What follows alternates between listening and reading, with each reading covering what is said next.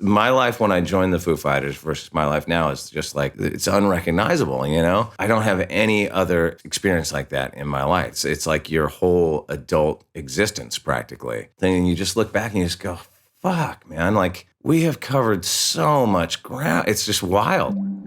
I'm Justin Jay. As a photographer, I've gotten to shoot rock stars, hip-hop moguls, world-class athletes, and some other truly extraordinary subjects. I'm fascinated by the backstories and life experiences that help shape these compelling people. The right photograph can reveal quite a lot about someone, but some stories can't be told with just a picture. Sometimes you need to sit down, listen, and dig a little deeper. This is The Plug.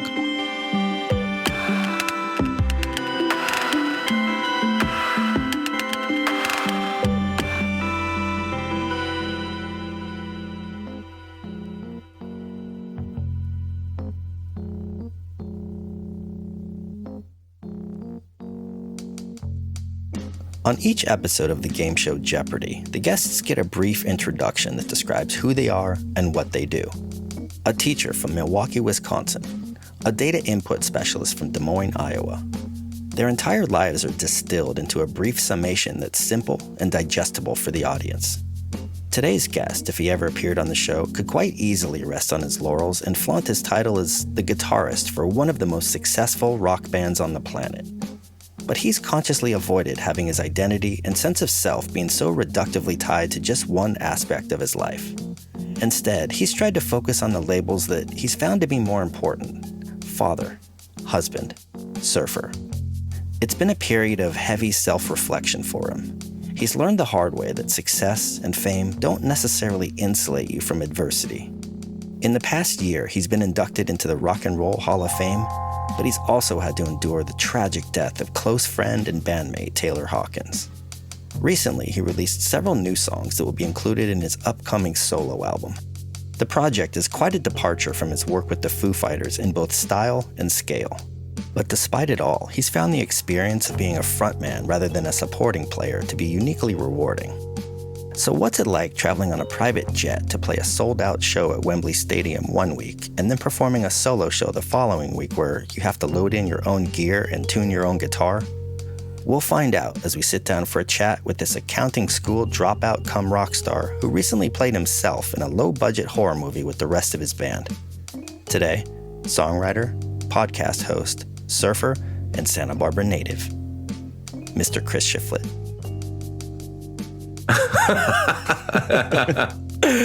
I'm good. Yeah, let's hop in.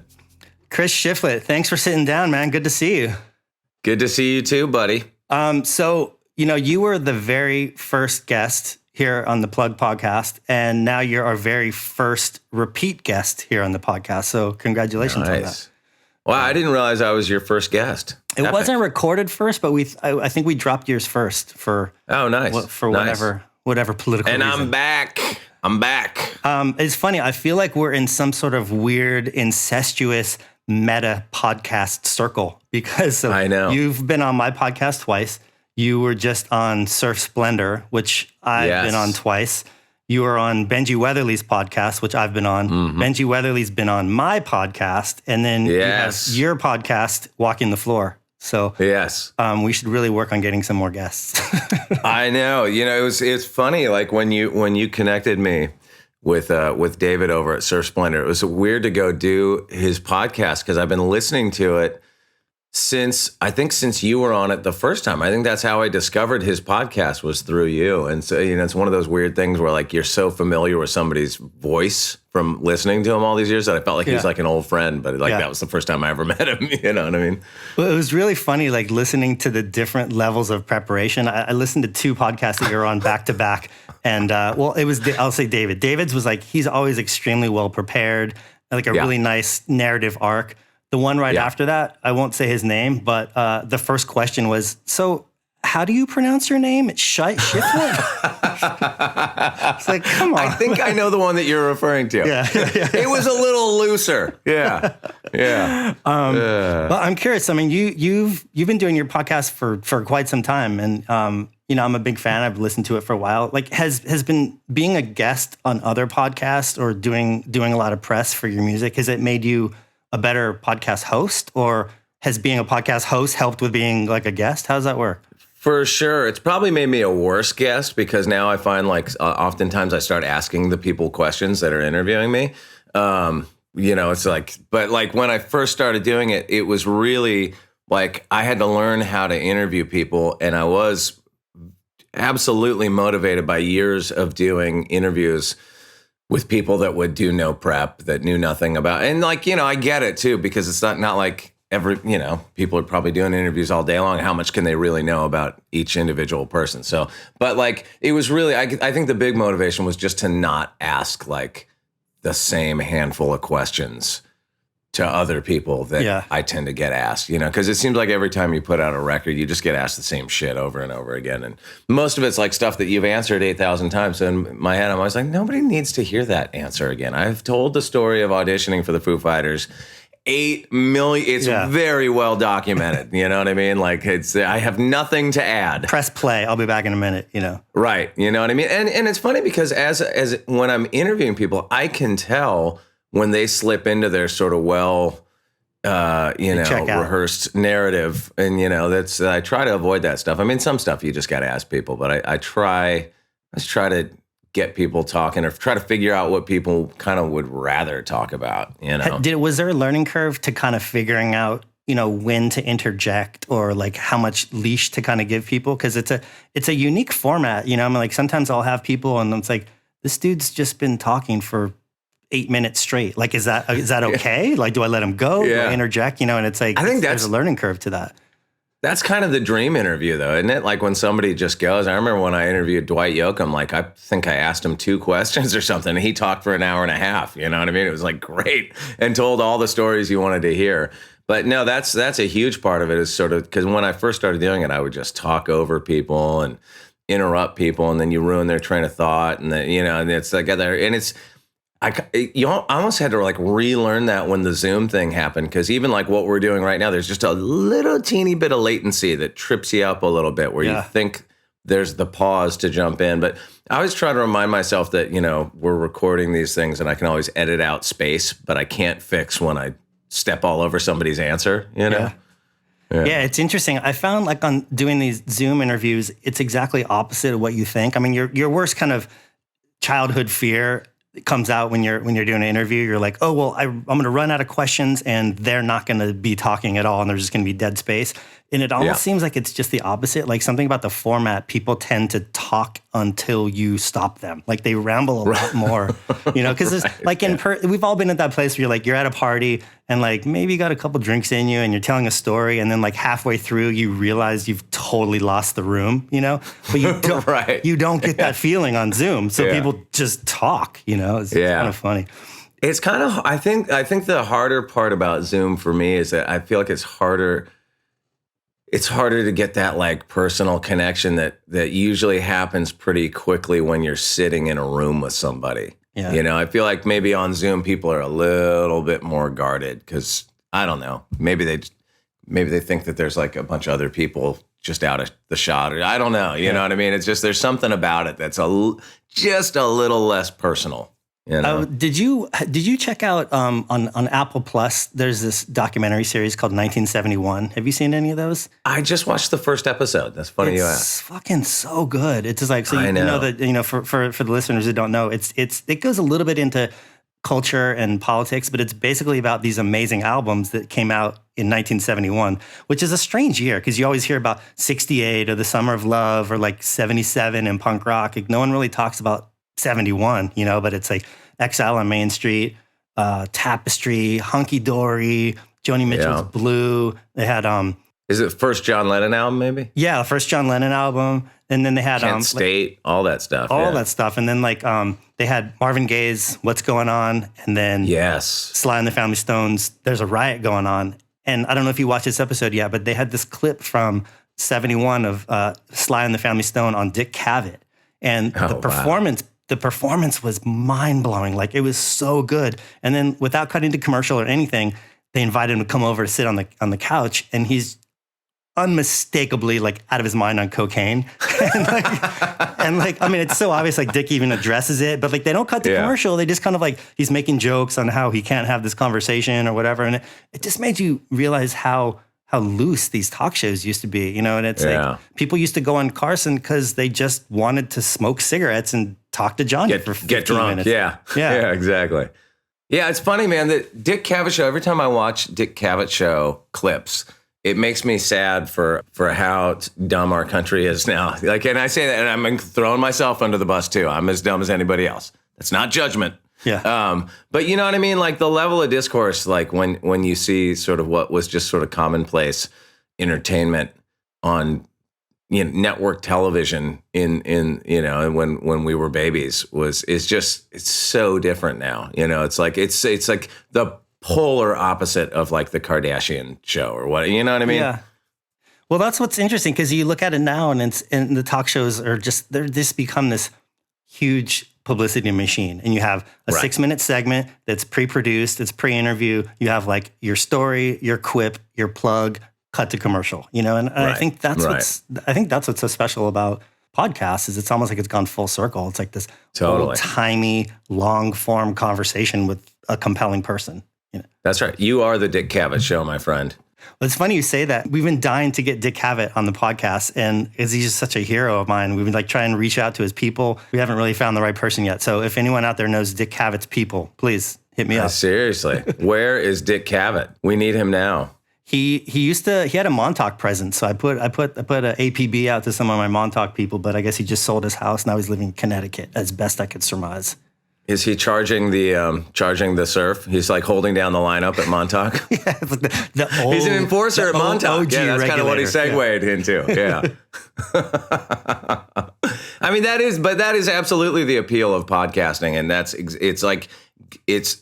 that's what people I think love about the whole format is it gets away from exactly what you're talking about, the soundbite type of interviews. Yeah. Have you had any guests that really went off the rails on your podcast?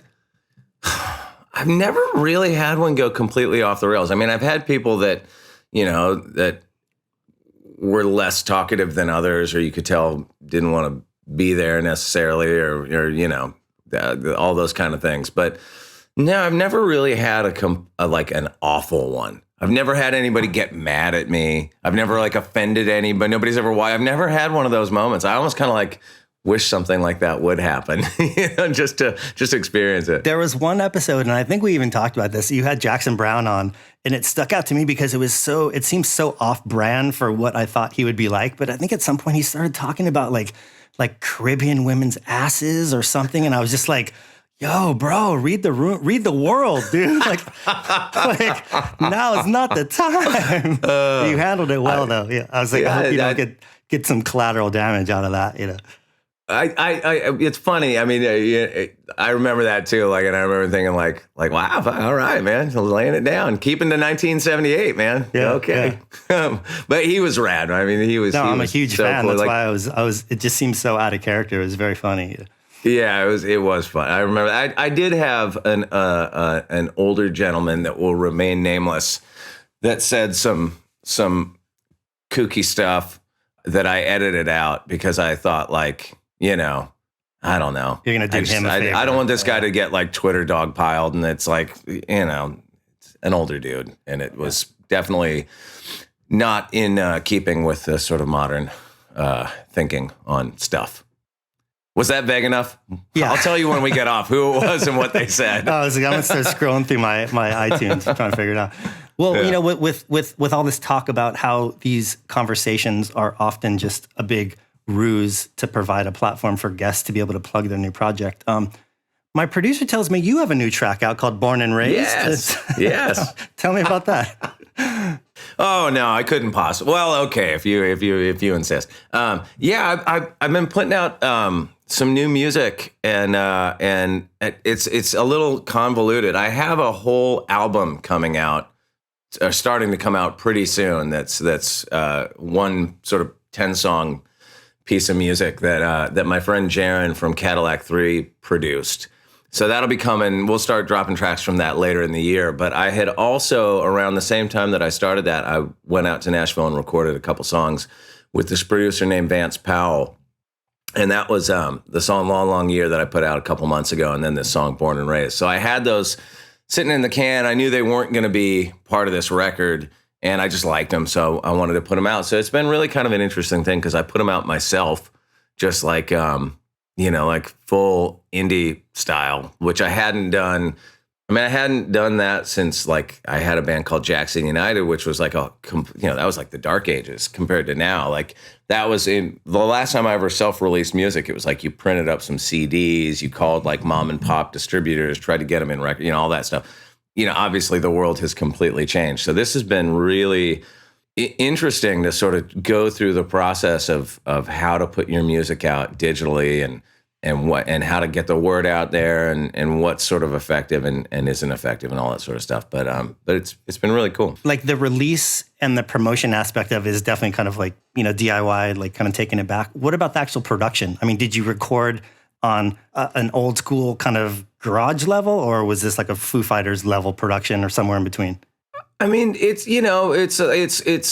like kind of the Nashville style. Like we went in, we cut the 2 songs, cut the basic tracks in a day out at Vance's place out in Nashville. That's definitely not like garage level. It's like, a beautiful studio in Nashville. And so I flew out there, did that, cut some overdubs and some vocals the next day, pretty much had most of what we were going to need. But then I took those files home and, added a couple things here and there and tweaked some guitar stuff and, kind of messed with it back home and then got it mixed. So like, that's like the difference between the way that I record like my solo stuff, like the last several records that I've made out in Nashville and I go out there alone and play with, session musicians ultimately, even though they're like people that are my friends and stuff, but like, great players and we just bang it out live in a room and overdub stuff afterwards. You know what I mean? We usually redo the vocals and add some decoration, all that stuff.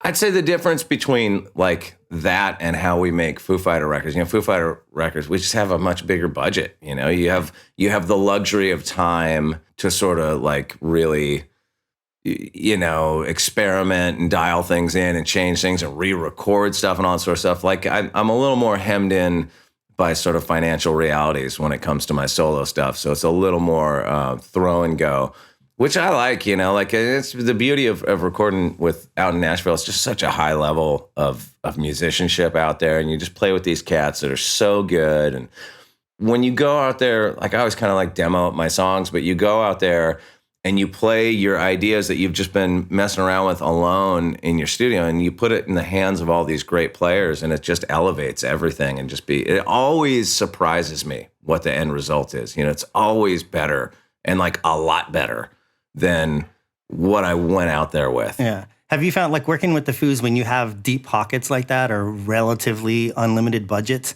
does that become an albatross at some point? I mean, do you get wrapped up to the fact you're like, let's just get this lick and we're going to spend a week on this? I mean, is there ever a situation where there's albums where obviously you guys kind of dial it back and you kind of want to go back to the old days of just like, fuck, we don't have a lot of money. Let's get this done. I mean, it's hard to say because we just, every album's a little bit different and, the end result's always good. Like it would be interesting to see. I mean, Dave recorded the first Foo Fighter record on used tape by himself, basically. You know what I mean? He just recorded he laid down the drums and the bass and the guitar, and he just did it all himself. Not even thinking he was making a record, and people love that record, and it's a great record. So, it would be fun to see what would come if we just we're like, okay, we have 1 week, man. We got to just bang this shit out. It would be very different for sure. We'll probably never do that because, it's like, it is also like, there's something to be said for being able to sit there and go like, I don't like the way my guitar is breaking up. Let's get, 30 more Marshalls in here and see what they do. There is some, there's a lot of different ways to make a record, and that's certainly it's a luxury, but it's nice as well. So the song "Born and Raised," it doesn't specifically mention Santa Barbara, but there's a lot of Santa Barbara DNA in there. Reference to T-Bull, PCH. I think was there a Lost Kittens reference in there, or did I imagine that? I think I imagined that. Yeah. I don't think there's quite a Lost Kittens reference. You'll appreciate the lyrical inspiration just for the hook line. I mean, honestly, it was during COVID, and I was out at Hammond's one day, and it was really crowded, and there was some swell, and I was like, maybe you have this too. I don't know, because you haven't lived in Santa Barbara in about the same amount of time that I haven't lived in Santa Barbara. Like, I haven't lived in Santa Barbara since like the late 80s, since 1989, Yeah. So I have this funny thing when I go home of like, it's home and I feel totally at home, but I also feel like kind of an outsider and a carpetbagger, you know what I mean? Especially when I'm surfing. Yeah. Like, so, and I was sitting out at Hammond's, it was crowded, and I was just probably more in my head than anything, just imagining everybody was giving me stink eye and, snaking my waves and all that sort of thing. And I was kind of having that conversation internally, like, fuck you, motherfucker. I was fucking born and raised here, man. I'll fucking surf anywhere I fucking want. Like, kind of doing that thing. And then I was like, oh, I like that, born and raised. I'll write a song about that. And then, nothing in the song's about surfing or whatever, but it was inspired by that feeling. And so, lyrically, there's like references that you would get, like the T-Bowl fires. And, the T-Bowl fires burned my Kara's house down, her childhood home. Oh. And that's kind of what that one thing is referring to. It's like, I don't remember where your house once stood, because that neighborhood, I don't know if you've been up there since then, but it's just it's like you have no reference point that makes any sense, because the whole neighborhood burned down and everybody rebuilt, and it's all rebuilt different. And it's like unnerving in a weird way, Such a trip. But also, like the T-Bowls, I don't know if of course you remember this being spray painted various places, but it was just such a sentiment of that time that we grew up, and you would see it here and there. And I have a memory of it being spray painted at the T-Bowls, but I could be totally imagining that. But LA Go Home. Oh, always, yeah.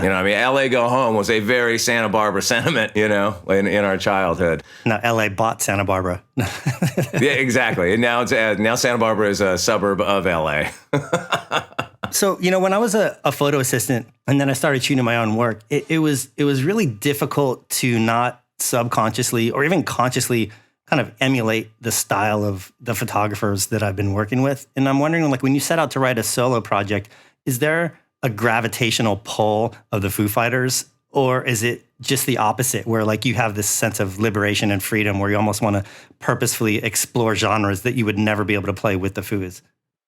I mean, I think I've tried it both ways. I mean, there was a time early on when I was trying to like write stuff that leaned more country, because I've been a fan of that style of music for a long time, but hadn't really ever played it. And found like my early attempts at trying to write, I would be like trying to write like a Buck Owens song in like Buck Owens language and that sort of thing. And I had to like stop thinking about it.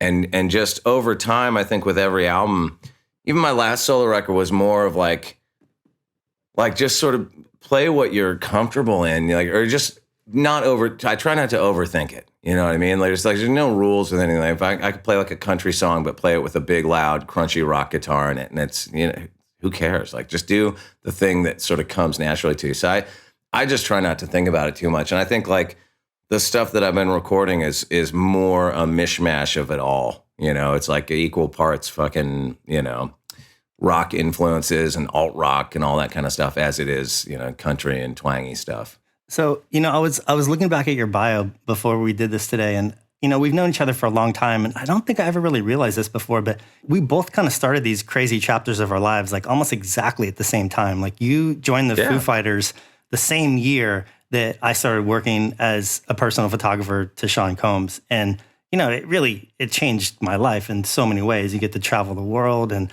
it opened up a lot of doors career-wise.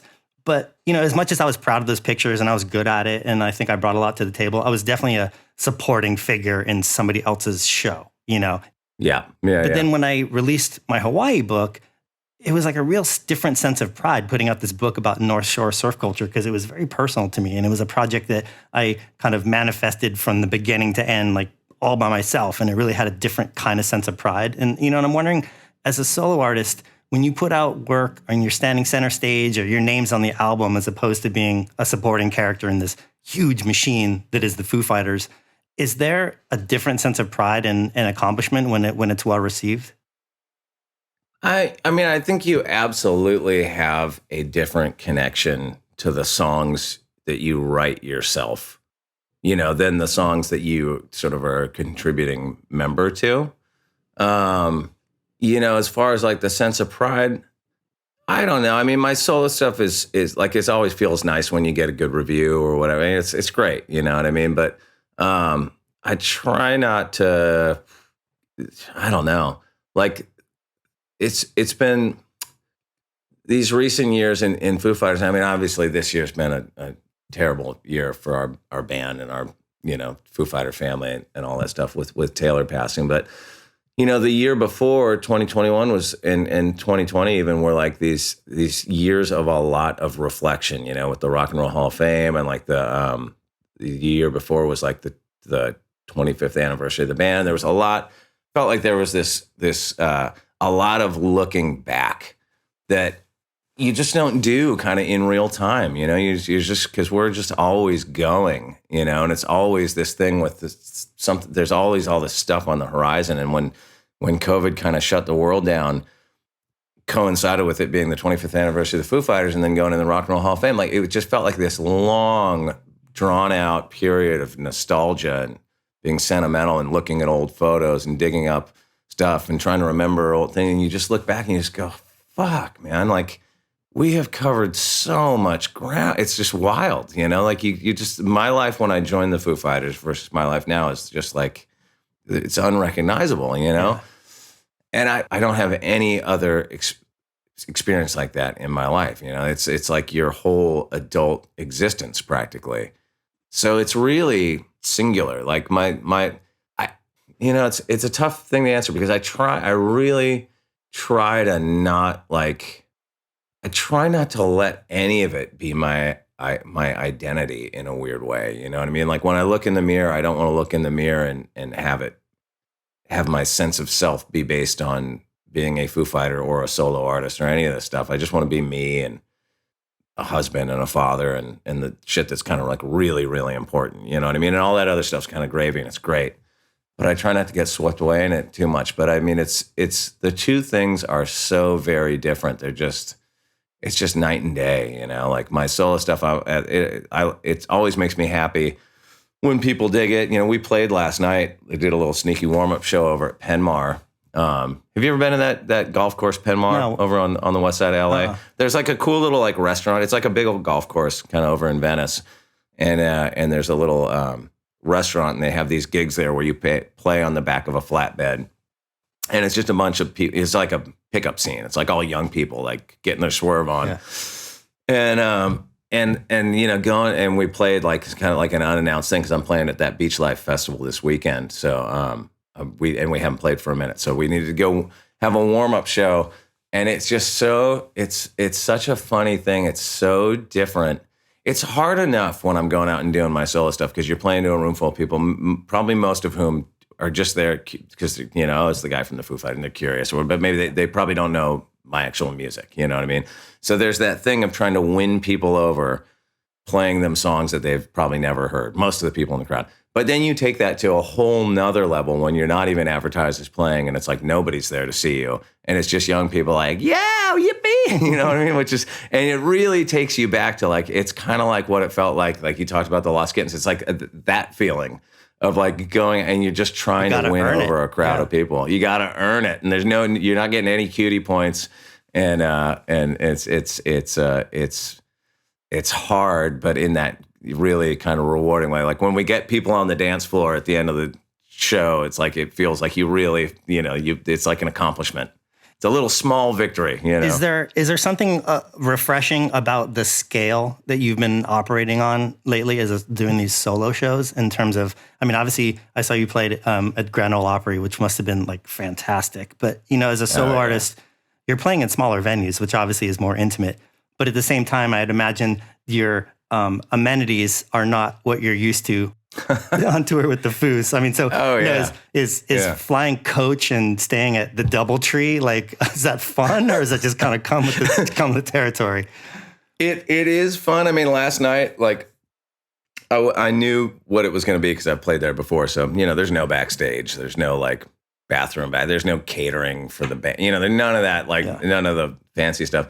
So, I like throw my gear in the back of my truck and I when I stopped by Ralph's on the way over there and I picked up some, a case of water because I was like, we're going to need some water. Made sure I brought like a towel. I'm like, I'm going to sweat and need to have a towel. And then you're like stacking all my shit on top of my amp case to like wheel it in through the bar and like, moving it around people at tables and like pushing it. And everything's almost like toppling over. And it is a very different experience. Even like during the show, it's funny because it was just us, and there was a point and I was like one of my guitars just went crazy out of tune.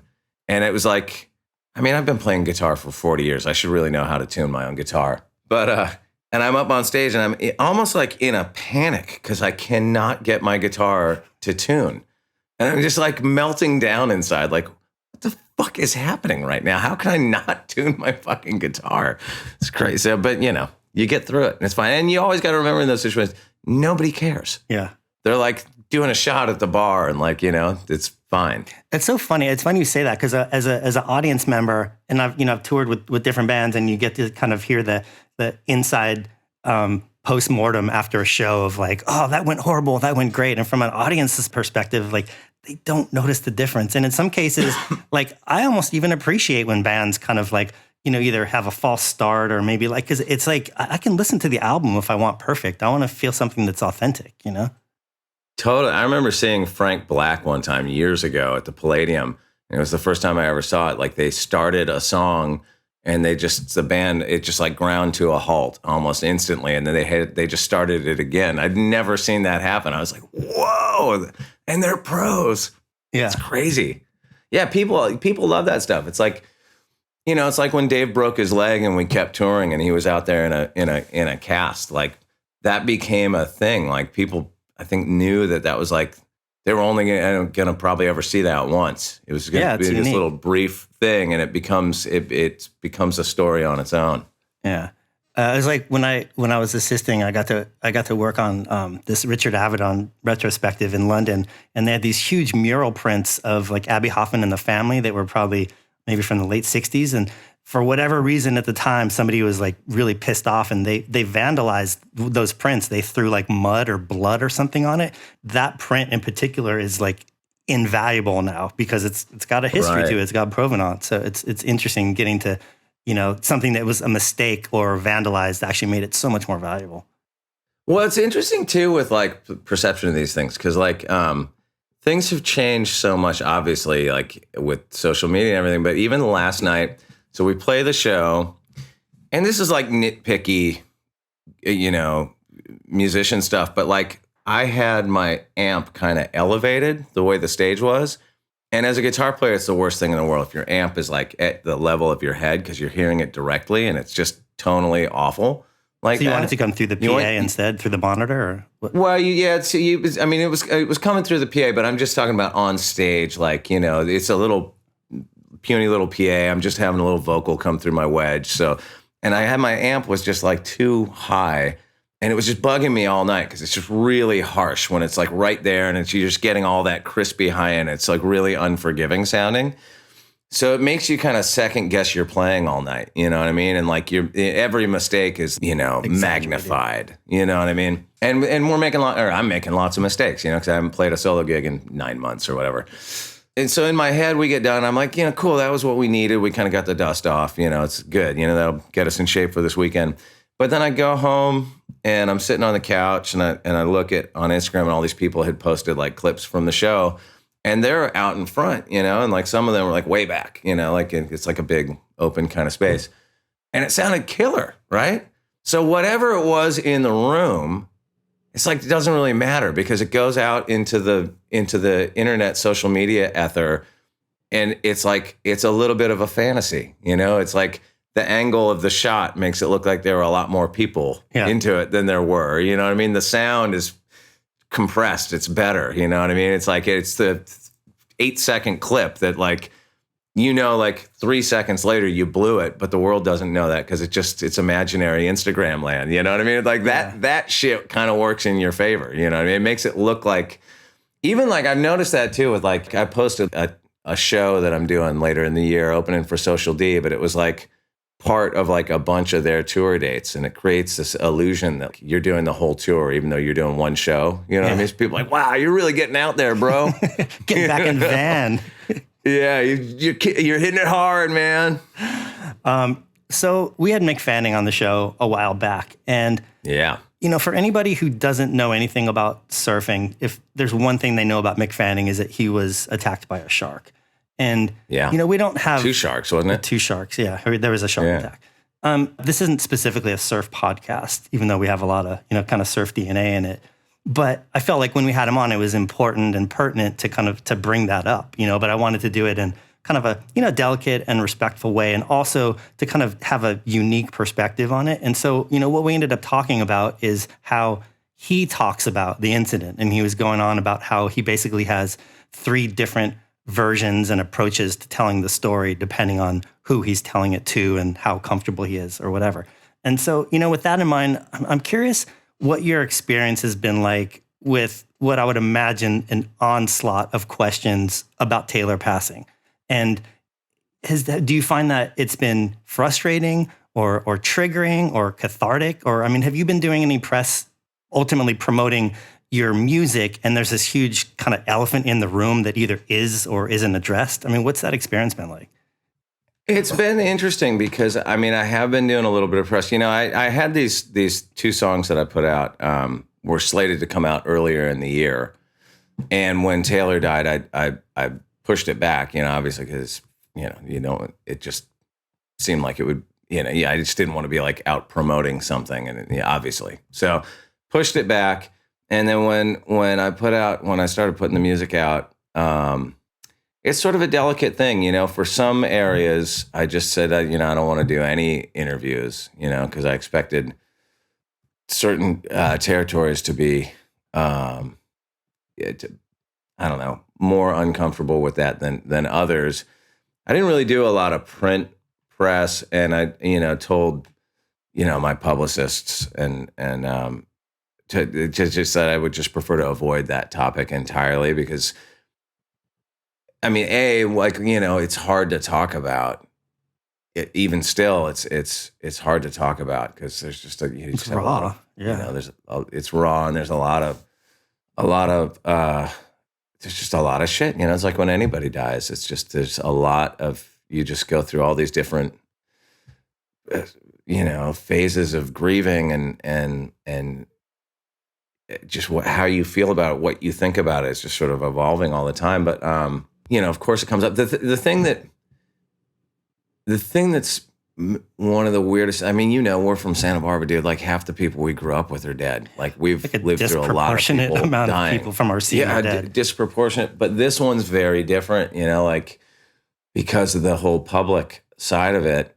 And watching, there's so much like internet sleuthing that people are doing, and especially right after he died, all these Twitter, private investigators that are, they absolutely know what happened and are sure of it, and it's all wrong. That's wrong about everything, and all that's been really strange to watch. And people, have you found people have generally been respectful with the way they want you to talk about it, or has it been? You found it to be exploitive?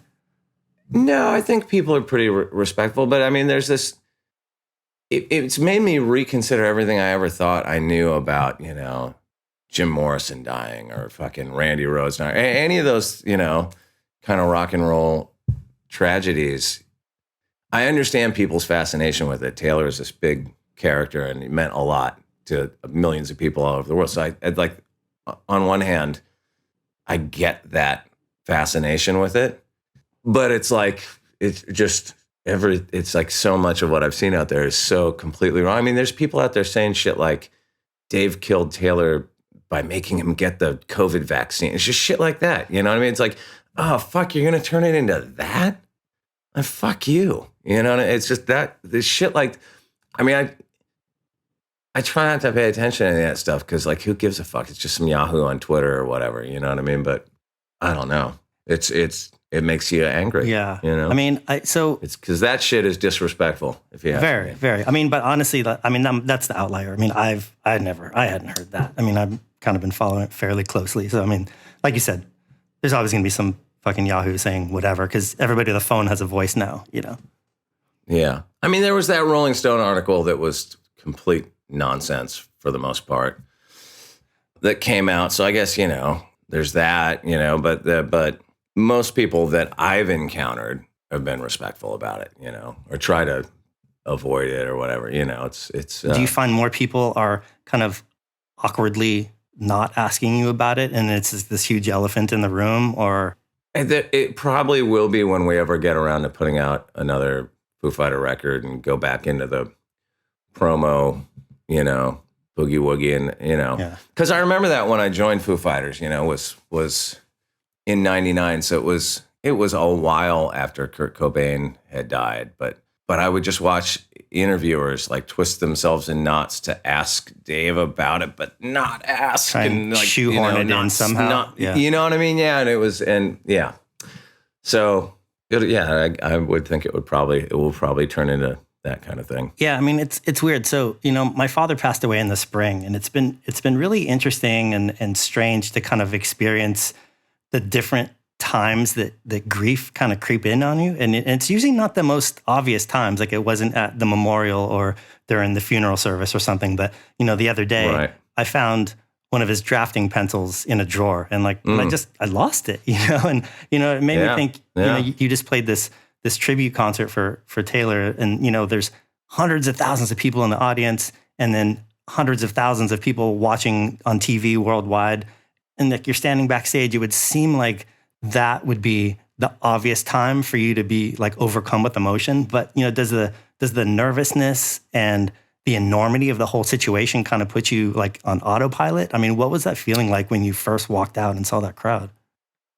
Well, when we very first walked out, I was like just, you know, trying to focus, remember how to play the songs. I tried to just focus more on that because, you know, we were backing up all these different people.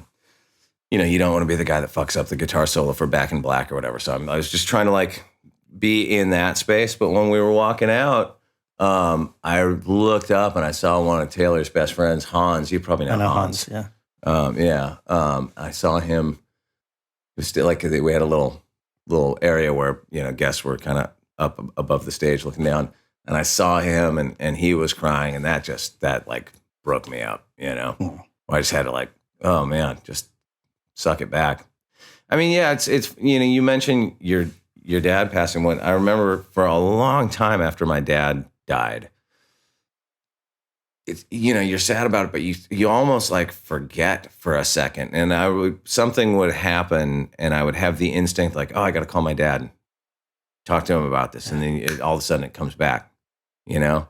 And I remember that for years, having that feeling, or even like waking up in the morning and you just for a foggy second you forget that he's dead, and then oh fuck, that's right, you know, he's dead. And that took I still kind of have that sometimes with my dad. I still think about it like a lot, you know, and just in the short time since Taylor passed, and even like getting ready to do these shows, you know, just being at our rehearsal studio, you just kind of, it's like you just expect him to walk in the room, or it's still like, that's the part that's really bizarre. It's just, you know, like you just can't believe it, you know, even you know it's true, you know, it's reality. It just, I don't know when that sinks in for real. Yeah.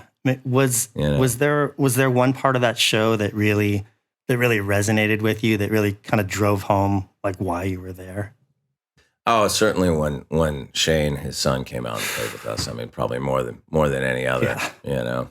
Yeah, that was heavy. I mean, that he's moment, such a mini Taylor. It's I mean, that's up there with one of those iconic moments, like, you know, JFK Jr. saluting the coffin or something. I mean, just like an iconic pop culture moment, you know.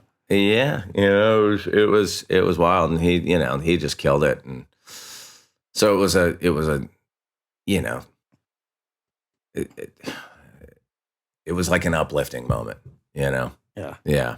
That's probably the one that sticks out the most. But really just the whole month getting ready for it. There's so many of little moments like that just drive it home. Yeah, it's funny you mentioned seeing Hans, and I found that like seeing other people grieving is a real trigger. Like I can kind of go along big time my day, okay, but then when you see someone else's grief, that just really drives it home. Yeah. Or you forget for a second and you look at your Instagram account and you see a photo and you're like, because now, there's like all these people posting like old Foo Fighter footage and old Foo Fighter photos of all these moments that you forgot ever happened, and it's like, it's sweet, but hard at the same time. Bittersweet. Yeah. Yeah. Well, I'll switch gears for a second. I want to talk about Studio 666, which I didn't get a chance to talk to you about. I loved it. I really enjoyed it. There's a new movie theater across the street that plays on Tuesdays. They do $7 movies, and so I went with my buddy Drexel, who's a huge Foo fan. We went and saw it together, and I gotta say, I was worth like at least $9. I got like $10 worth of enjoyment out of that movie. Thank you. Maybe one of the greatest experiences of my life was going to the premiere, with my wife and kids. And of course, we're all there and everybody's got a bunch of friends and stuff. And I was sitting in this row with Cara and the boys and some of my friends. And they were just like, they hadn't seen any of it yet. So they were just like, oh my God, what the fuck are you doing? You're such a terrible actor. Why did you do that? I was like, I don't know. Well, that's funny. I tried my best. I think I have such a soft spot for any movie or TV show when people play themselves. Like it's just it's just a surreal thing. It reminds me of like The Love Boat. It always have like Andy Warhol like playing Alice himself. Cooper on The Love Boat. Exactly. And but the funny thing is it's not realistic in the sense it's always more of like, so it's more akin to a caricature sketch that you would get at an amusement park, and so in that movie you cracked wise with a lot of jokes that fell flat. I mean, is that your reputation with the band? Is that why that was written in there? I maybe, I don't know. Yeah. I mean, it's funny when you look at it because one of the writers on the film came out to the studio for like, spent the day at the studio. And I think she was like doing exactly that, like trying to hone in on, people's sort of like, quirks.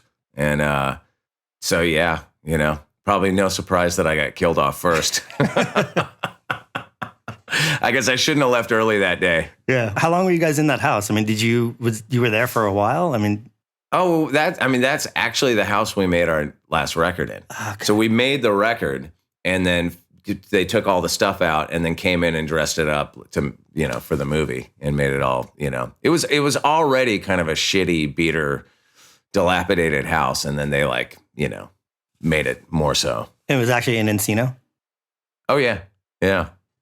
I mean, surprisingly, it's right in a residential neighborhood. I think it's actually since then, I think they finally tore it down. I don't even think it's there anymore, but it's right smack dab in like a fully residential neighborhood. And nobody ever complained. And, it's not like we soundproofed it or anything. We were there for months making a racket. So, yeah. So cool. Thank you, Encino. Yeah. Yeah. My mom, I got Sherman Oaks blood in me. That's where my mom grew up. So. Oh, really? Yeah. Nice. Yeah. Sherman Oaks holds a special moment in my young adult life. I don't know if you remember this. I don't know where you were, probably off in New York or something already at this point, but I moved to Sherman Oaks after living in LA for about a year and a half and moved in with my girlfriend and Steve-O. And things just went south real fast. Like the whole thing, it just all unraveled. Yeah, I think I missed that chapter. Yeah, I was like, I wasn't in a band. I started going to Pierce Community College. I was, I was just so, it was just this weird were you little. Studying? Were you like in accounting or something? What were you? Yes, totally. Yeah, because I had gotten at this job that was a cool job. Like I had a great boss that was like taught me how to be a bookkeeper, and he was like, "Look, hey man, if you want to I'll pay for you to go to school if you want to really learn how to do this stuff." And I was had this moment of man, I could be an accountant, And it didn't last long. It just went south real fast. And then I moved back to Hollywood and, the rest is history. Nice. Well, we always like to end this podcast by giving the guests an opportunity to plug a project that they're not personally involved with, whether it's a book, a movie, another artist, a cause. Is there something you want to kind of shout out that you feel is not getting enough shine? What would that be? Well, I did just surf in a charity surf event thing at First Point last weekend for an organization called Surf Aid. And I posted some stuff about it on my socials if anybody wants to go find it. What does Surf Aid do? I don't know, man. It was an opportunity to go surf First Point, uncrowded. They do some good stuff. I appreciate I read up your on it when I agreed to do it, I swear. I mean, it's the same. Every time you get offered, there's been like 2 or 3 or maybe 4 times that I've had that opportunity to go, like surf in one of these, like, charity contests or whatever. And it's for a good cause. But really the draw is to go surf uncrowded First Point. Yeah. You know what I mean? I mean, saving the world is a nice plus, but you also get to drop in on Sarlo and not get stomped on. Dude, I was in a heat with Sarlo. No way. I'm not kidding. Yeah, he got the good waves. That is so funny. That's a really tough situation, and I don't know. Obviously I'm just a mediocre, middle-aged surfer, so never surfed in contests or anything like that. And it's not like a real contest, where anything's on the line. But it is such a weird thing. I don't know if you've ever done that, like where, the format is you're on this like a 4-man team, and you go out and the heat's like an hour long or something, and you get 2 waves. And then you have to paddle in and, tap the next guy. Like 2 scoring waves or 2 waves total? Just 2 waves total. So you go out there and then you have to, and you know how surfing works. Like it takes me 2 or 3 waves just to kind of get into a groove, So, and then you're like waiting for the waves and you're out there and there's like, 7 or 8 other people in the heat, which by First Point standards is like nobody, so it's fine. But then there's all this pressure of like, because, you want that glory set wave. Yeah. And I've never gotten one. Never. Every time I paddle out, it's like I wind up going on the closeout scrap because I just like can't control them. Like, oh, there's a wave. And I just go, I'm like, why did I do that? It's like a 15-year-old having sex for the first time or something. That's exactly what it's like. Yeah. Yeah. It's so funny. I thought of you totally off topic. I was in Santa Barbara for 2 weeks recently. And I got obsessed with like how to get to Padaro Lane, because it's like you basically can't walk there if it's high tide. And I knew that the Coastal Commission, you have to have beach access there, like somewhere. And so I parked the car and I ended up finding this gardener. I was like, how do you get to the beach? And like in broken English, he's like, oh, this way. Like, dude, so he walked me down this like manicured gravel driveway, right? I was like, wait, is he just taking me through the driveway of a house that he's working on? Down this driveway, you hang right, there's a door with a lock on it, which is fake because it's taped open. It's like a punch code, but there's no lock on it. What? And you open it up, and then there's like a 5-foot little path that leads to the beach, and you get down there. And the reason I went is because there was recently a house listed on Padaro Lane for $102 million. I was like, I gotta go. Holy moly. But yeah, it's like essentially a private beach because they make it real difficult to get there. It's crazy. Yeah. And now that you've exposed that secret, we're going to get beat up by Tar Pits Lokes. No, there's no surf. It's not a surf beach. You get beat up by like some, is there no surf by some like wealth manager or something like that. But what's the breakdown at the end of Padaro? And I think there's like a drain pipe people walk through. I don't know. I never surf out there. It's just a big white sandy beach, but it's like these houses are insane. Yeah, it's nuts. I'll fish sometimes around the point from there. Well, where you get to it from almost like the Summerlin side of it. Yeah. Well, Chris Shiflett, man, I know you're a busy dude. You guys are in rehearsals for the Forum show?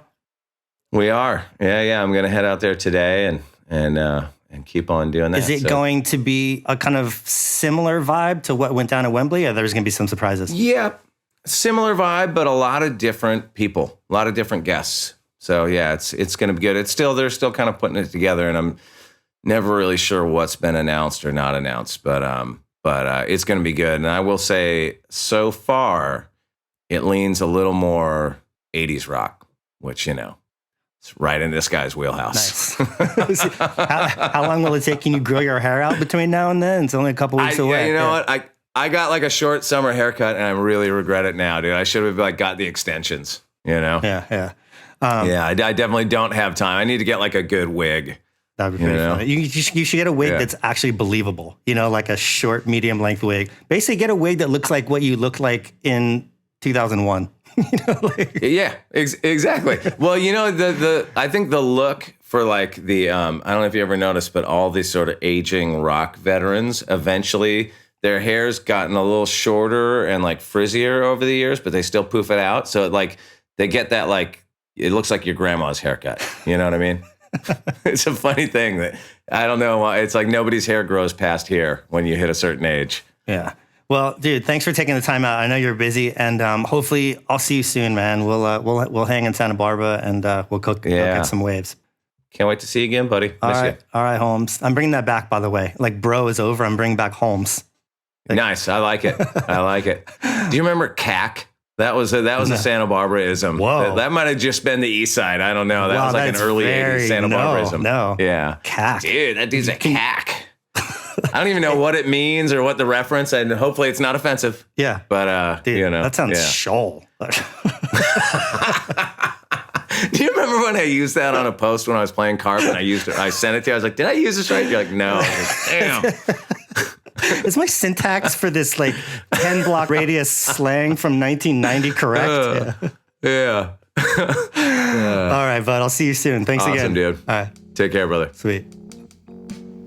Thanks for listening, and a huge thanks to today's guest for dropping in. If you enjoyed this episode, do us a favor and take a minute to rate, review, follow, or subscribe.